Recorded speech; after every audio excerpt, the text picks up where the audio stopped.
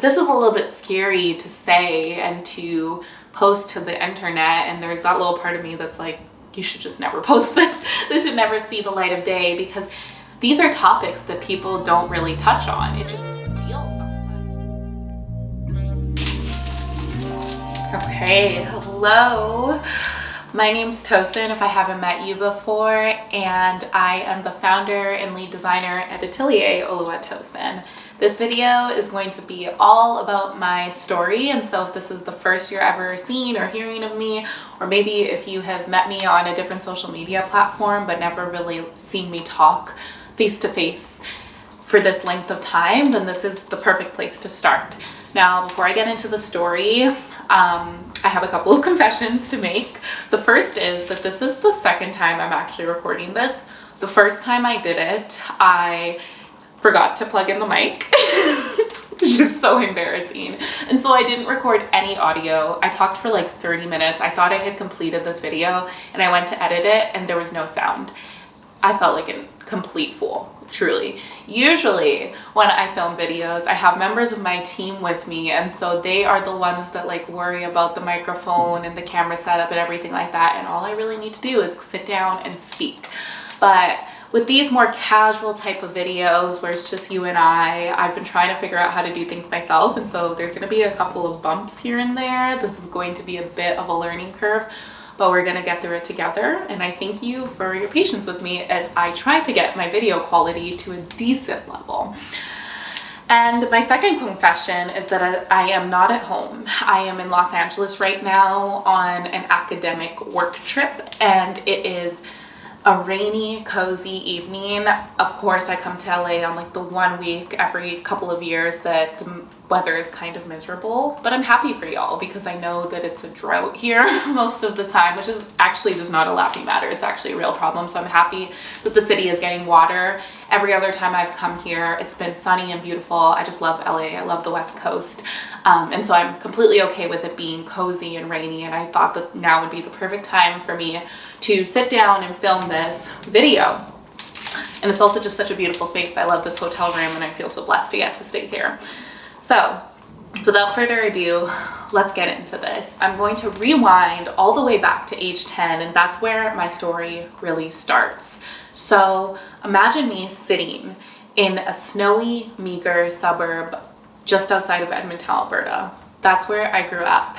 And in this town, my family and I were the only Black people at the time. It was always really snowy, so I was just this little brown girl surrounded by a sea of white.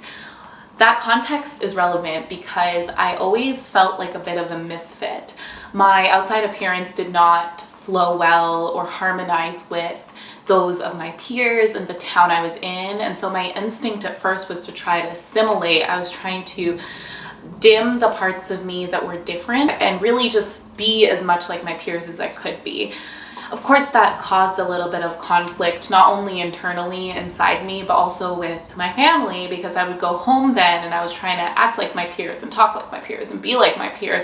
And my parents wanted me to be my true self, and they wanted me to respect and honor Nigerian culture. And so there was a little bit of conflict going back and forth, like I said, both externally and internally. And so design and creativity really became a bit of a salvation to me during that time. Now, I've always been a creative at heart. I believe that's just how God made me. Since I was little, I've always loved to sing and dance and perform and do art and make pretty things. I've always loved choosing outfits and stuff like that. And so even from when I was a toddler, you could kind of just tell that I was just a creative person and that I was probably going to do something like this when I grew up. How that was going to look, I think, was unclear to everybody, but I think that it was apparent that I loved to be surrounded by and to create and curate pretty things.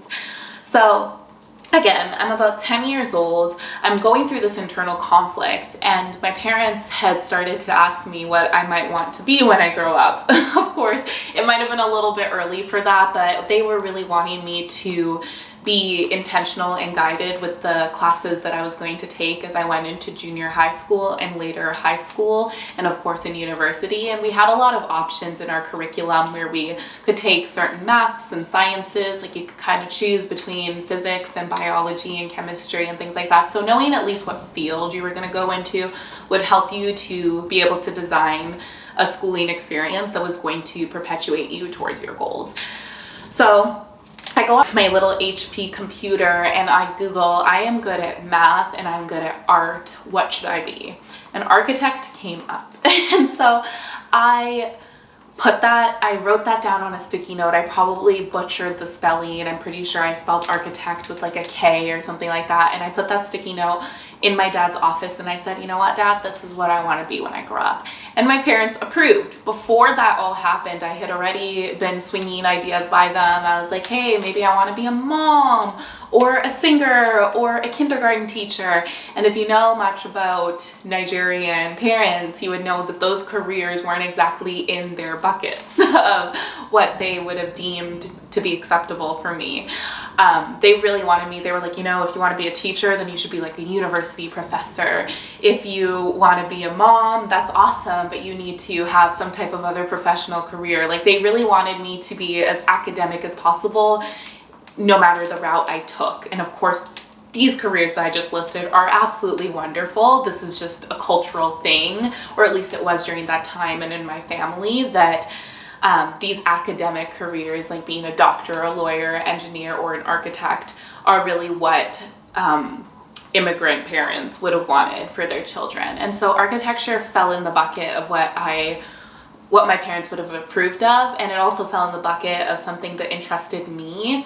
So that's what I pursued, and I've pursued it full force. So this might be a little bit confusing, because if you've seen our content before, you know that I own a branding agency, and I promise you I'm getting to that. But this stuff is really important because of what I'm doing now and the complex layers of my life and career now, and just understanding how I got to where I am. So here I am, about 10 years old, decided that I wanted to pursue architecture, and surely there was some ambivalence along the way, but that was always kind of my North Star throughout schooling. And so I went to high school.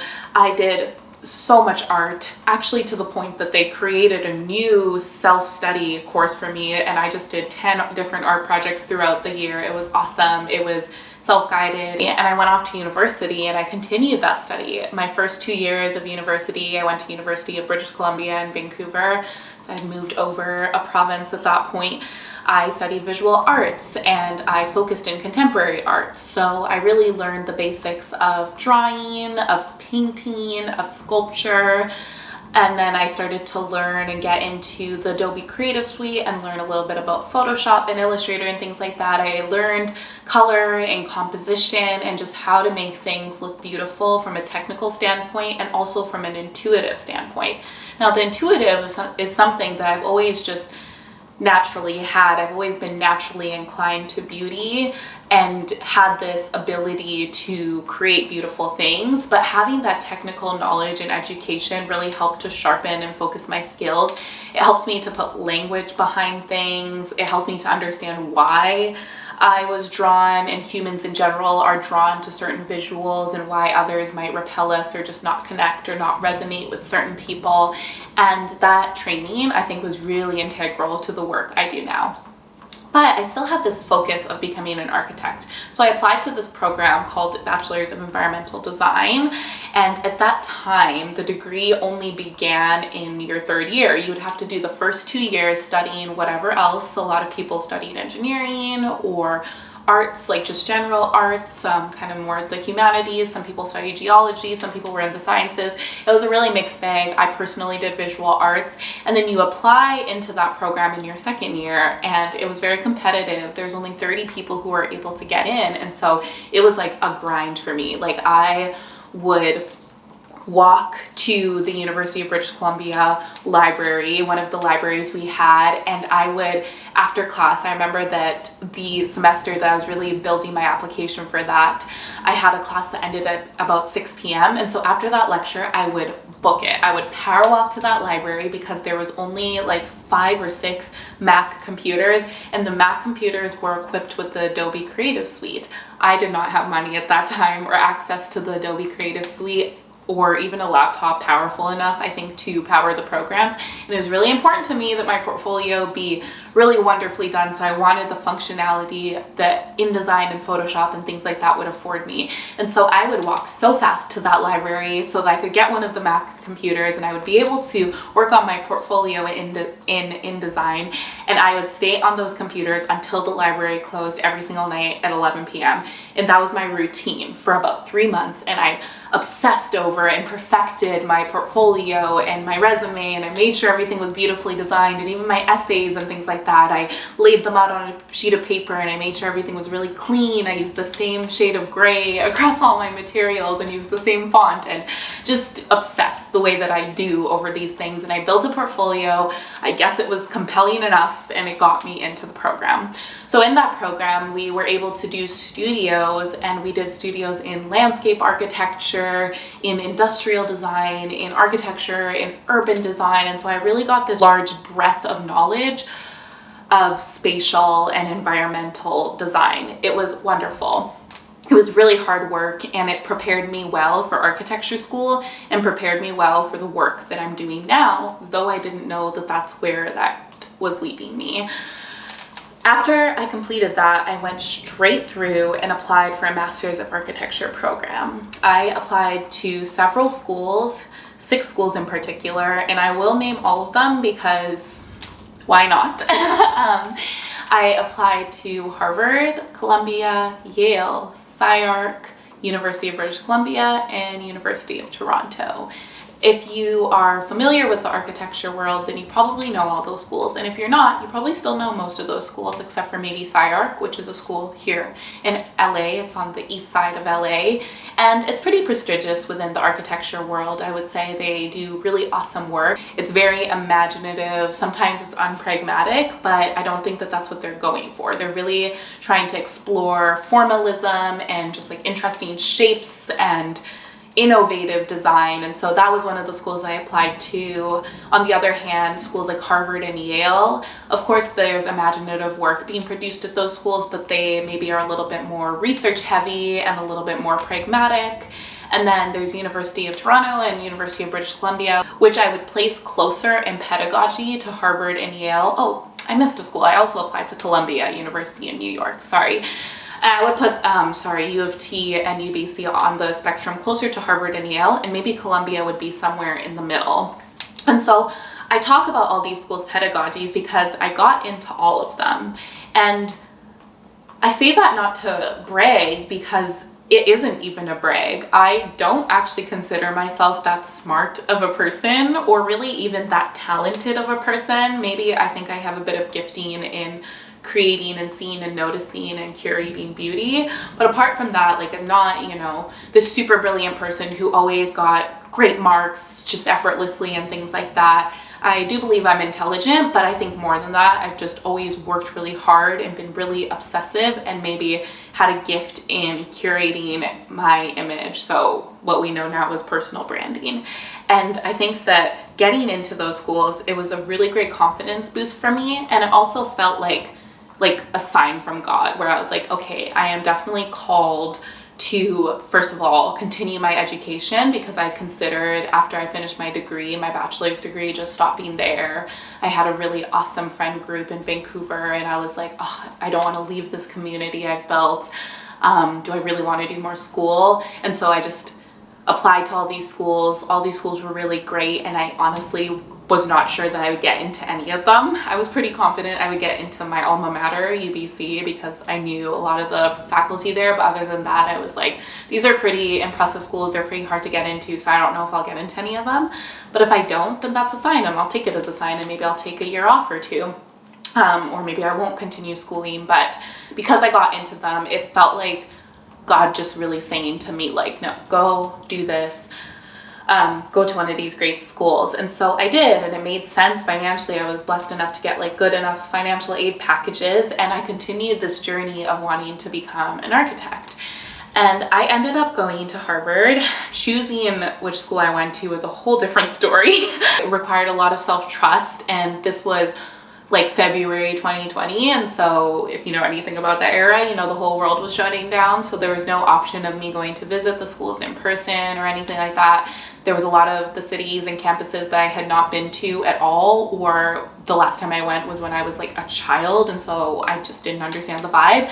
And so the decision to go to Harvard was really based off of prestige. I wanted to potentially teach. As I mentioned when I was little, being a teacher was one of my career ambitions, and so I've always been interested in mixing teaching in with my design practice and career. And so I knew that going to a really awesome school, and an Ivy League in particular, would position me really well for faculty positions as an architect. And so Harvard, you know, checked that box. Definitely a super prestigious school. It made sense financially. I got a good financial aid package, which I was able to negotiate a higher one because of the other offers of admission and financial aid packages I had gotten from other schools. And the city, that was a big part of it. I was heavily considering Yale because the first two reasons that I just listed for Harvard also applied to Yale. But when it came down to it, it just sounded like the city of Boston would resonate more with me than New Haven would have. And the student body just seemed more diverse. The people I talked to there seemed to be more like my type of people. And so I went to Harvard. In the summer leading up to that happening, I had imagined that I was going to work this internship at an architecture firm that I had already interned at in my undergraduate degree, and continuing working this side job that I had. I was working at a restaurant, like this big restaurant chain in Vancouver, and I had been working there throughout my entire bachelor's degree, just working my way up from hosting all the way to serving. And so I was just going to keep working there part-time and do my internship, which would have been a 9-to-5 job, and hopefully I would have been able to save up from there and move to Boston. None of that happened. First of all, I lost my internship. When the world started to shut down, the architecture firm I wanted to work at was like, you know what, we don't know what's going to go on with all of this, so we're not taking on any new staff members right now, any interns, anything like that. They took the conservative route, which I completely understand and respect, and so I lost that opportunity, and I got laid off from my restaurant job. And at that point I had been working there for a few years, and it was a little bit surprising, but like it wasn't surprising because obviously I knew the situation, but it was surprising because like that was a really stable position that I had had throughout the years. And so we were all surprised that, you know, the restaurant industry really became non-existent and pretty much turned into like the takeout industry. So there wasn't a need for servers, which was the role that I was in. And so I lost both of those jobs, and I ended up moving back home with my mom in Edmonton, Alberta, or just outside of Edmonton, Alberta. And that was a really large pivot for me because I hadn't imagined living at home again, other than maybe just for like a month or two in the summers and things like that, just coming home for visits. And so here I was in the situation that I would have never imagined myself in, as many of us probably were during that time. And I was living at home, I had no job, I had no income, and I had an option. I could just collect the stimulus checks that the Canadian government was handing out, or I could see if there was a different way that I could make money. So at this point of time, I had all that technical knowledge and training that I was speaking about earlier, where I already knew how to use Photoshop and Illustrator and all these different programs from all the design school and art school that I had done before. I already understood color and composition and form, and I had all the ingredients that it took to be a graphic designer. I just kind of had to mix them all together. And even though I was focused on architecture and architecture school, within architecture you actually do a lot of graphic design. When you're laying out your project boards and when you're building portfolios and things like that, you're graphic designing essentially. And I particularly always had an interest in aesthetics and presentation, and so I had really taken those graphic design challenges on even more than some of my peers and classmates who would of course choose a nice font and lay things out in a way that made sense, but I would usually choose a really interesting font that I felt spoke to my project, and I would often color my boards in a particular way, and I would really just take every project on as a graphic design project. And so I had been told by many people and could identify myself that I had a bit of skill and talent in graphic design, and so I thought, well, maybe this is a service that I can offer people. So I started really small and really casually, and I started to post on Instagram and message on Facebook and just like market myself in a way, though I didn't know that that was what I was doing. And I was offering people design services. I was like, I can do a logo for you for like $300. I could do a business card for you for like $50. Really low prices compared to what I price myself at now, and really small projects, but that time was so important. I was able to practice, I was able to gain experience working with clients, I was able to build my portfolio, I was able to experiment in low pressure and low stakes situations for all parties involved. The people I was working with were often really small businesses and people who they themselves were just experimenting with whether or not they could make money doing the thing that they wanted to do. They were not paying me a lot of money, and so it was just it was fun. It was really fun, and I think that season was really important. So that's what I spent the summer of 2020 doing, and during that summer, my $300 logos became like $700 brand identity packages, which at that time felt like a ton of money, and it still would feel like a ton of money. $700 is a lot of money, but I was like, wow, like I can make this much doing something that comes so naturally and is so fun and freeing to me. And at that time, I started to expand from just doing a logo to then I would, put it in a packaged booklet, and I would choose fonts, and I would choose colors, and I would create an entire world, like a mini world for these brands. And so what I was doing was visual brand identity making. At this point, it wasn't strategically informed or anything like that, other than of course like knowing a little bit who the target audience is and like what the feeling that the brand wanted to evoke was, but it wasn't as heavily dosed with like psychology and marketing knowledge as my work is now. So I was doing a little bit of that, playing around a little bit with that, and it was really just a side project and a side hustle on the side of pursuing architecture, or so I thought. Come September 2020, I started architecture school. This is all online. We are still in the world of the pandemic. And it was very interesting because each semester that I took architecture studios at the GSD, Graduate School of Design, which is Harvard. When I say the GSD, we're just referring to Harvard. That's just what that's just what we call it. I don't know why. Just Graduate School of Design, GSD. But every semester I took at the GSD, it was almost like this inverse relationship where branding became more of a passion and architecture became less of a passion. Like it was just this interesting dynamic where I was like, the work that I'm doing in school is becoming a little bit more and more uninteresting to me, while the work I'm doing with my clients, I'm just finding so much life and joy in, which was very strange for me because architecture was all I ever knew, all I was pursuing. I thought for sure that that's what I wanted to do. But I think it was just because I had not really given the chance to any other type of career. So when I started applying those skills that I got to do in architecture to another career field, I realized just how much I loved it.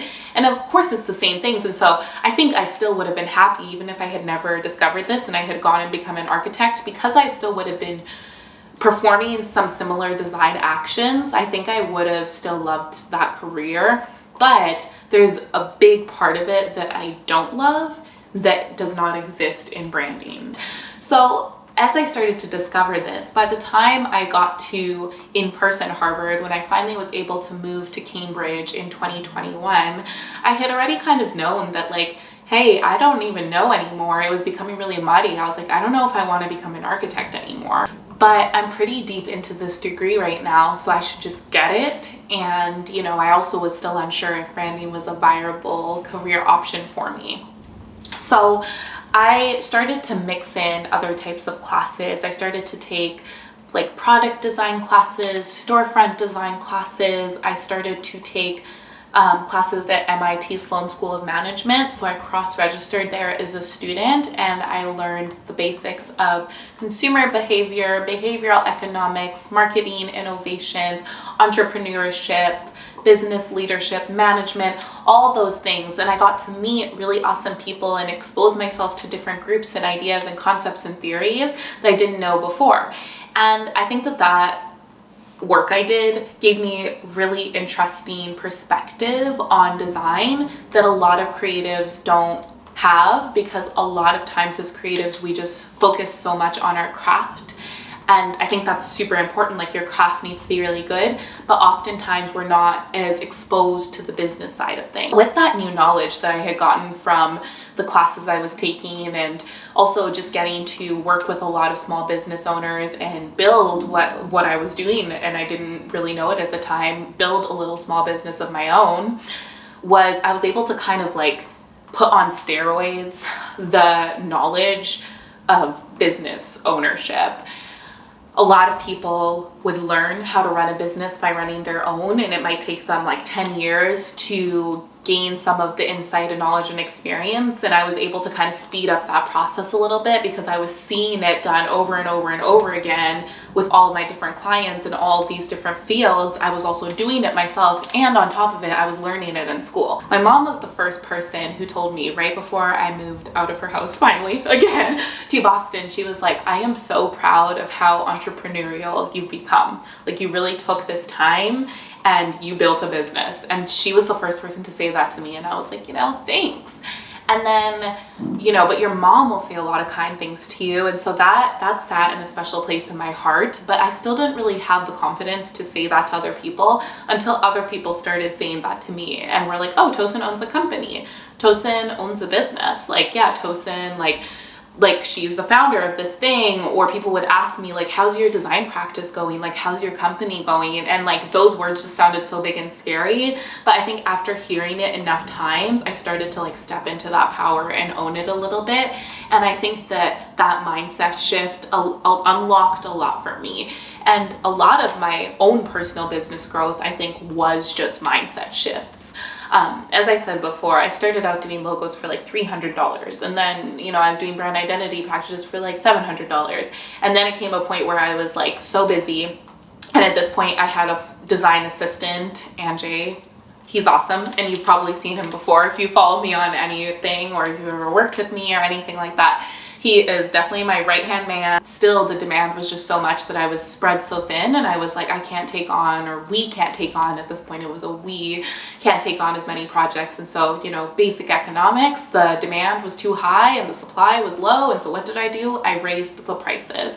And raising the prices was so scary because I was already on the verge of that 4-figure number, and it just felt like, wow, like, is the work I'm doing really worth $1,000? Like, that was really hard for me to make that jump. But really, it was not a jump like that should have been so hard to make, because people were very willing to pay for that. And I had already proven myself in my market that, like, okay, like, again, the demand is so high and the supply is low, so it only makes sense that the price needs to go up. But for some reason, I just still had troubles thinking, like, what if I raise these prices and people just think it's so expensive and everybody gets angry at me, it laughs me out of the room, or I don't know what I thought would happen. But it was just a matter of one day just building the confidence and going on my website and going in all of my little PDFs and things like that and just changing those numbers.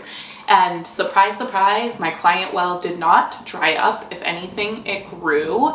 And now I understand why that happened, because price tells a story on its own. But it was fine. It was just fine. Nobody was angry at me. Of course, I priced myself out of being able to work with certain people. Some people couldn't afford those prices, but that was okay because there was plenty of people who could. And I was just not the right designer for the people who were not there yet. And there was a whole new group of people that I was then able to serve. I was able to focus a little bit better. I was able to take on far less clients, and I was able to go deeper into the projects that I was working on. And I had the experience at that point. I had the portfolio at that point to back up those prices. And that was the 4-figure jump. And the next jump was the 5-figure jump. And at this point in my career, usually our minimum level of engagement to do a full-on branding project is about 10,000. Like, we aren't able to get into like the depth of branding for anything less than that because we do so much strategic work and things like that. The 5-figure jump for me and for a lot of people, that was scary too. I had already kind of trained for this moment with doing the 4-figure jump, but 5 figures, it's a lot of money.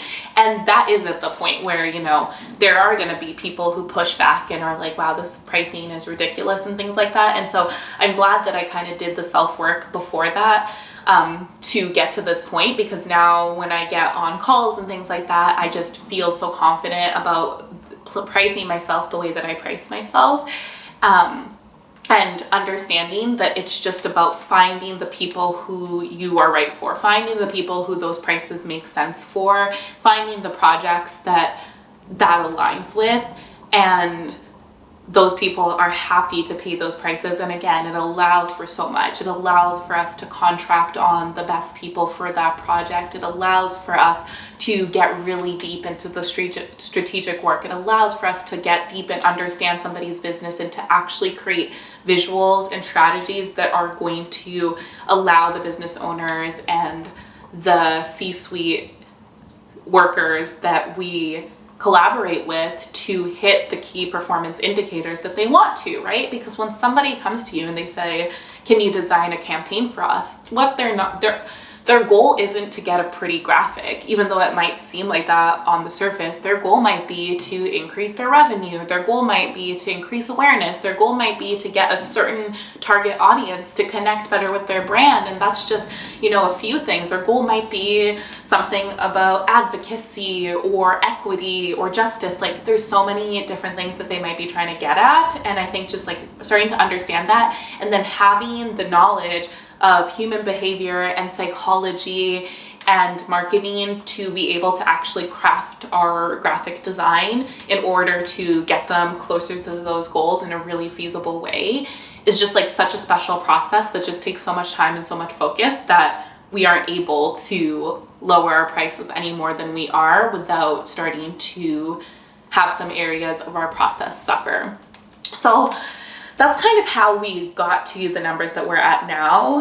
And I think that like the next jump will be for sure like 6-figure projects, but we're not quite there yet. This is a little bit scary to say and to post to the internet. And there's that little part of me that's like, you should just never post this. This should never see the light of day, because these are topics that people don't really touch on. It just feels sometimes like, people just somehow got here, and we will see like courses and things like that and like how to book 5-figure clients, how to book high ticket clients, but seldom do people vulnerably share like how they got there, the justification, and how they're like able to get through. Because like a lot of these things, it's like, how do you book a 5-figure client? Like, you just change the prices on your website if you have them there, or you just, when you're doing your discovery call with people, you say that it costs $20,000 to work with you, and that's that. But of course, it's a little bit harder than that, because how do you get to the people? How do you market to the people and build awareness in the groups that are going to pay that much? How do you explain the offer in such a way, and how do you articulate what you're going to do to make it feel worth it? How do you take the risk off of your client so they don't just feel like, hey, I'm just going to hand this person $40,000 and we don't know what the results are going to be? How do you take the risk off of the client, and so that they feel okay with paying and comfortable and happy actually with paying those prices? Like, those are questions I think that are not often answered. And of course, like, I'm happy to get more into it. If you have any questions or anything, then I can make another video about it, or we can talk in the comments, or anything like that. But yeah, it was a challenge. It was a challenge. And now at this point in my business, just to like bring you up to date of where we are now, we're blessed enough where most of our projects fall somewhere between the like $7,000 to like $40,000 range. I'd say most of them are in there. Of course, that top end are projects we book less often, like maybe once every 6 months. And the bottom range is like the majority of our work, where, like, we'll do a lot of projects that are like $7,000, $8,000. It's a really special place to be, and I feel blessed to be where I am. Yeah, that's where I am today. I am currently in my 3rd year. The program I'm in is 3.5 years, so 7 semesters, and I am about halfway through my 6th semester, so I am so close to the finish line. I just need to do my thesis and I'll be out of here. And so I'm getting my master's of architecture. I own a design firm and my life is full, but it is beautiful and I am so grateful for it. This is definitely my hustle season, and I hope that this series will be interesting. I'm thinking of calling it Agency Diaries, and the way that I think about it is that there's so many great people that I look up to, and we just get little glimmers of how they got to where they are.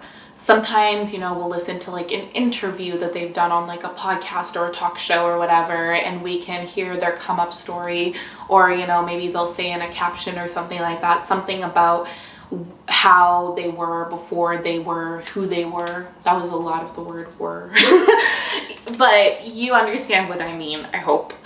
Where people will sit back and in retrospect reflect on their come up stories. And there's a lot of, you know, there was a time when I was working 80 hours a week and I was barely affording anything and I was eating ramen noodles and all that. You know, by no means is that my story. I'm not trying to, you know, indicate that that is, but we hear that a lot after the fact. But we see that a lot less in the moment, and we live in this society where it's the cool thing is to look very put together, like you have it all figured out.